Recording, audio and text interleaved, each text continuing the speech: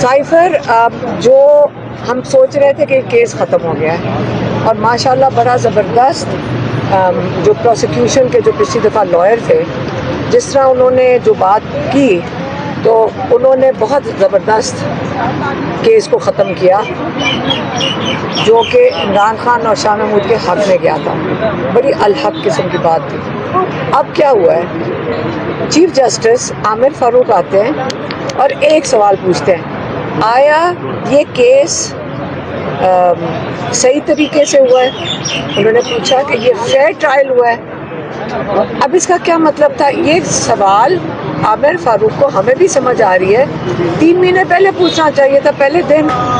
आज जब इन्होंने पूछा है हमें यही समझ आ रही है। उसके बाद जो उनका लॉयर खड़ा था, शाह साहब को तो उन्होंने निकाल दिया, जो लॉयर खड़ा था उसने पूरी किताब पढ़नी शुरू कर दिया।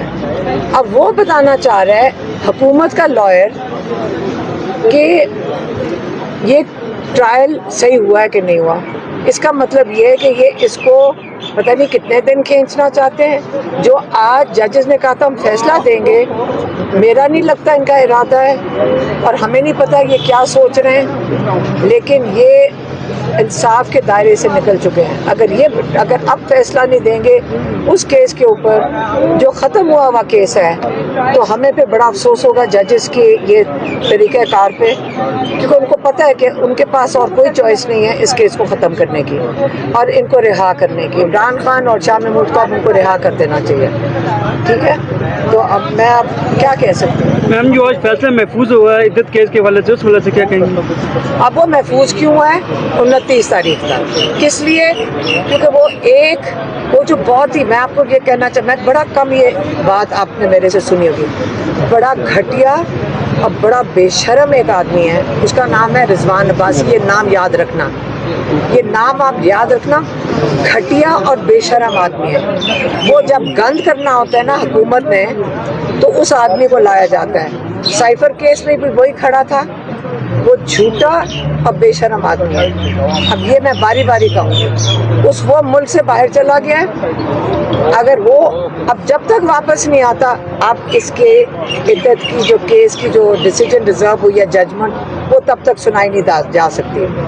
तो वो घटिया आदमी पता नहीं तब तक वापस आता है। मैंने जैसे कहा कि वो घटिया काम के लिए वो बंदा लाया जाता है, ठीक। और ये नाम कभी ना भूलना, रिजवान अब्बासी, ताकि उसके अगली जो बच्चे, उसकी नस्लें हैं, याद रखेंगे कि हमारे वालिद को किस नाम से याद किया जाता था। घटिया आदमी है। अच्छा, नीमा खान साहब, जिस तरह चौधरी परवेज इलाही साहब भी रिहा हो चुके हैं, क्या अब आपको उम्मीदें वाबस्ता हो गई हैं? क्या अब इमरान खान और शाह महमूद आपका ख्याल है क्या होगा? नहीं, ये रिहा करना चाहते, उसकी तस्वीर दिखाना नहीं चाहते, तो उसको इमरान खान को रिहा क्यों करेंगे? और साथ शाह महमूद भी अभी साइफर में, उनकी भी फैमिली आई हुई थी इसी उम्मीद में कि आज रिहा हो जाएंगे। तो अब हमें कुछ नहीं पता, आज हो जाना चाहिए था, केस ख़त्म हुआ होगा। अब ये हम नए नए तरीके देख रहे हैं कि उसको घसीटा कैसे जाए। तो ये लाश उन्होंने थोड़े दिन लगता है और घसीटी है। बुशरा बीबी की रिहाई होती नजर आ रही है। ये देखें, आज रिहा हो जाना चाहिए, तो उन्होंने जजमेंट रिजर्व किया है।